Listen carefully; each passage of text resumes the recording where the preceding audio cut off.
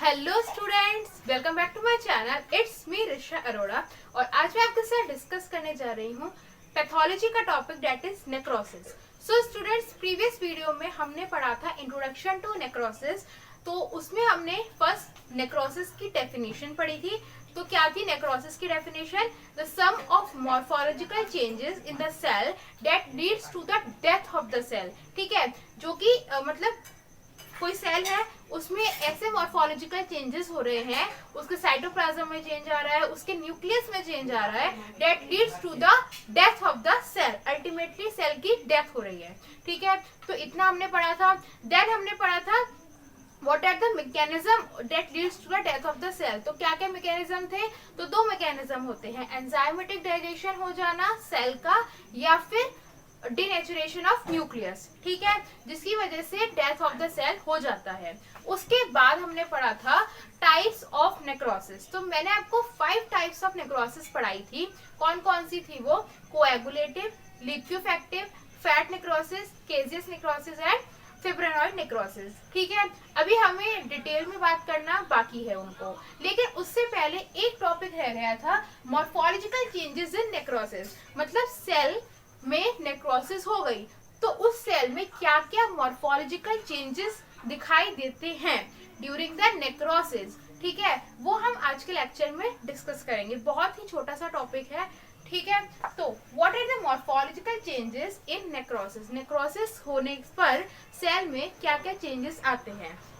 तो ये देखिए, फ्लो चार्ट के टाइप में देखा हुआ है कि मॉर्फोलॉजिकल चेंजेस क्या क्या आते हैं, कहाँ कहाँ आते हैं। पहले तो चेंज आएगा साइटोप्लाज्म में। कहाँ आएगा?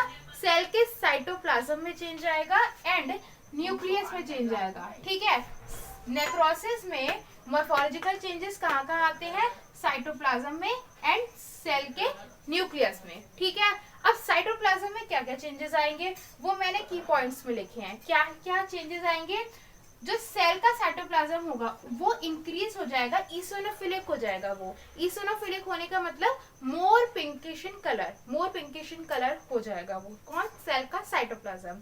ठीक है, मोर पिंकिशन कलर। सेकंड चेंज आएगा, जो साइटोप्लाज्म का अपीयरेंस होगा वो ग्लासी अपीयरेंस होगा। कैसा होगा? Glassy appearance. ठीक है, glassy homogeneous appearance. Third change आएगा, अपीयर लाइक मोथ ईटन। मतलब मोथ ईटन मतलब कोई कीड़े ने जैसे काट लिया उसको। ठीक है, ऐसा दिखाई देगा। ऐसा क्यों दिखाई देगा? क्योंकि नेक्रोसिस के टाइम पे उसमें क्या हुई होगी? एंजाइमेटिक डाइजेशन हुई होगी, जो कि हमने मैकेनिज्म में पढ़ा था। तो एंजाइमेटिक डाइजेशन की वजह से जो सेल होगा, सेल का जो साइटोप्लाज्म होगा वो मोथ ईटन अपीयरेंस देगा। ठीक है, due to digestion of cell by enzymes. Okay, and last change calcification. Calcification मतलब deposition of calcium on the dead cell. Necrosis हो गया मतलब सेल डेथ हो गई, तो जो डेड सेल्स हो जाएंगे उसमें कैल्सिफिकेशन हो सकती है। ठीक है, तो these are the changes in the cytoplasm during the necrosis. ठीक है, एंड देन चेंजेस न्यूक्लियस। दूसरा चेंज किसमें आएगा? सेल के न्यूक्लियस में आएगा। तो न्यूक्लियस में 3 टाइप के चेंज आते हैं। कौन कौन से? बहुत इंपॉर्टेंट क्वेश्चन है। 1 मार्कर, टिक मार्कर, कैसा भी समझ सकते हैं। क्या क्या चेंजेस आ सकते हैं न्यूक्लियस में? न्यूक्लियस की पिक्नोसिस हो सकती है, न्यूक्लियस की कैरोलाइसिस हो सकती है एंड न्यूक्लियस का कैरोहेक्सिस हो सकती है। ठीक है, पिक्नोसिस मतलब क्या होता है? न्यूक्लियस का श्रिंकेज होना। क्या होना? न्यूक्लियस का श्रिंकेज होना। ठीक है, कैरोलाइसिस मतलब डिसोल्यूशन होना न्यूक्लियस का डिसोल्यूशन होना। And then karyorrhexis that is fragmentation, nucleus का फ्रेगमेंट्स में कन्वर्ट होना, that is fragmentation of nucleus. ठीक है, इसको याद कैसे कर सकते हैं? पीएस होता है ना, तो पिक्नोसिस में श्रिंकेज। ठीक है, कैरोलाइसिस में क्या आ रहा है? एल आ रहा है, और डिसोल्यूशन में भी क्या आ रहा है? एल आ रहा है, तो कैरोलाइसिस में डिसोल्यूशन हो जाएगा न्यूक्लियस का। एंड कैरोहेक्सिस मतलब कोई चीज टूट रही है, तो मतलब फ्रेगमेंटेशन ऑफ न्यूक्लियस। ठीक है, ये याद करने का तरीका है, आप इसको फॉलो कर सकते हैं। तो these are the morphological changes in necrosis. क्या क्या थे, कहाँ कहाँ आएंगे? साइटोप्लाज्म में आएगा एंड न्यूक्लियस में आएगा। साइटोप्लाज्म में क्या क्या आ रहे हैं, ये की पॉइंट्स याद रखने हैं। कौन कौन से, जो साइटोप्लाज्म होगा वो इंक्रीज इओसिनोफिलिया हो जाएगा, मतलब more pinkish in colour, more pinkish in colour, then glassy homogeneous appearance आएगा उसमें।